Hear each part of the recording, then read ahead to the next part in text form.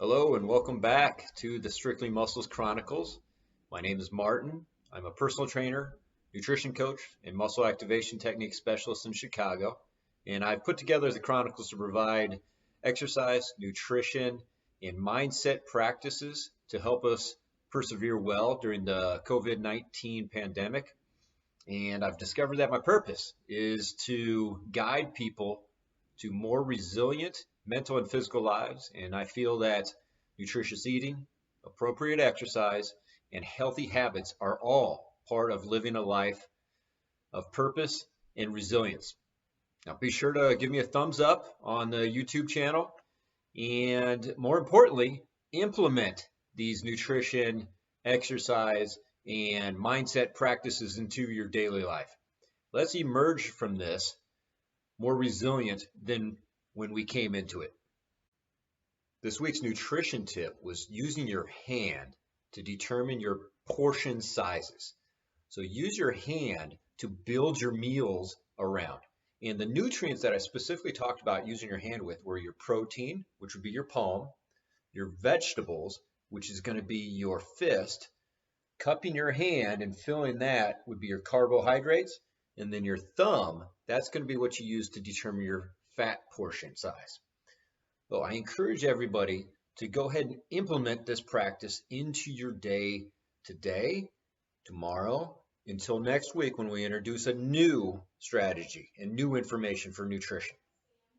Now we've talked about how you can implement that. You might pick one nutrient at one meal to implement if that's what you can do successfully, or you're a little bit further along the continuum and you might go, hey, I'm going to do all my meals based off that today.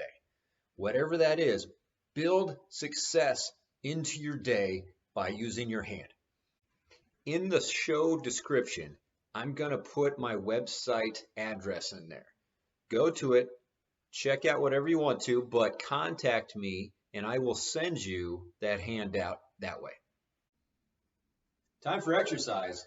Last week covered the trunk exercises or the motions that I wanted you to do in between your work days, in between meetings. So let's go ahead and just take one of those and add load to it to make it more of a traditional exercise that you think about building strength around your trunk. So the exercise we're going to do is this one right here. Now let's go review this for those that are just tuning in. You're seated. That gives us a chance to separate your lower body from your upper body. Gives us a chance to challenge all of these muscles right here. And I personally think that this exercise is the best bang for your buck to get your muscles of your core, your trunk strengthened up, because everything's involved turning to the left. Everything's involved turning to the right. Position wise, we just covered seated, but the other thing is to think about how you are upright. We're not going to go to here. We're going to go ahead and find that and then come out of it a little bit. So once you have that, then you'll be able to determine how far you can turn. First progression into where do we start essentially? Well, the first thing that I do, we're here, and I'm going to go ahead and make this an exercise. I'm just turning into this. So if you're somebody who's at home and you don't have family members with you, this is a good opportunity for you just to use your own intention to squeeze yourself turning to the left. And then I'm going to go ahead and turn myself to the right. Now, you have a workout buddy, family member, spouse, anybody at home that you can do this with. I'm going to have Stacy jump in here, and I'm going to be the resistance, and she's going to be the exerciser.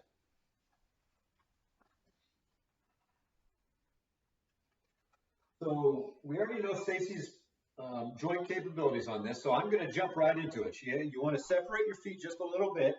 Bring your hands up to your shoulders. What I'm going to have her do is spin as far towards me as she can. This example, she turned to her left. I'm putting my hand at her right shoulder, front, and then other hand at the back of her left shoulder. And then I'm going to instruct you to do is she's going to go ahead and turn towards me.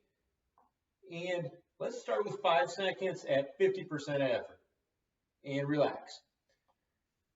So you can now build that up. Your goal is to feel through here. You, the exerciser, can now build the intensity and the duration up. Do you want to go from 5 to 10, 10 to 15? Do what you can do while maintaining the execution and the focus and the feel through here. The effort 50%, 60%, 100%, as long as you're not moving. The beautiful thing on the isometrics is that you can do it at different angles. So she was here and we turned her all the way to the left. Okay, this is start point. She went all the way to the left. I might just go, okay, well, let's find halfway in between. And then same position, squeeze. And then you can go in the middle, same thing, go all the way to the right. And you can create different exercises. Now, if you're a person who has these tubes at home, again, your workout person, your workout buddy is going to be the person holding on to the end.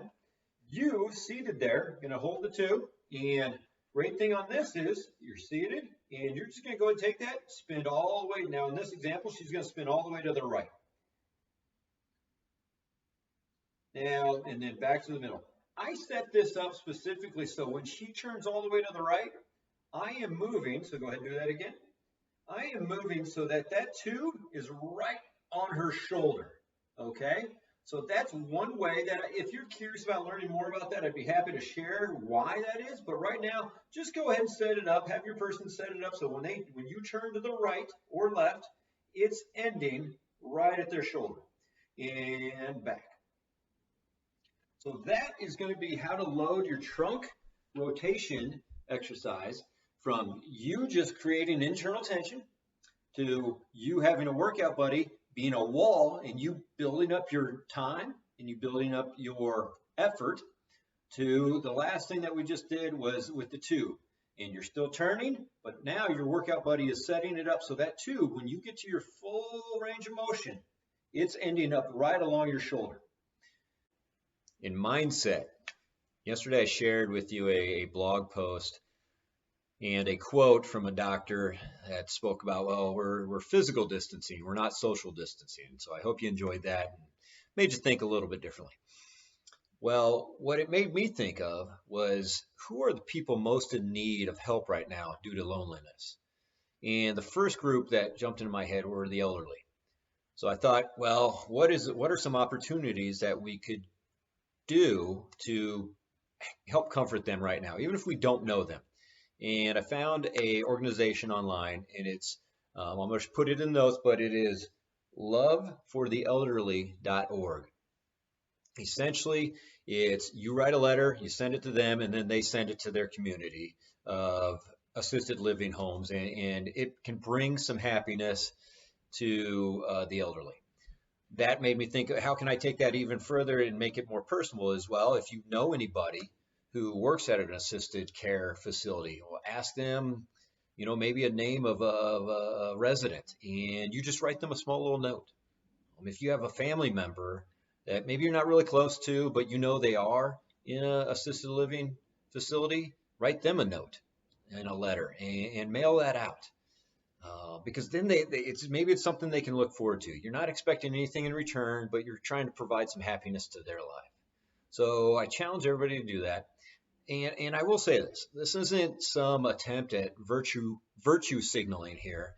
Look that up. It's kind of fun to read about. But no, this is an attempt at building a habit that you can tie into after this.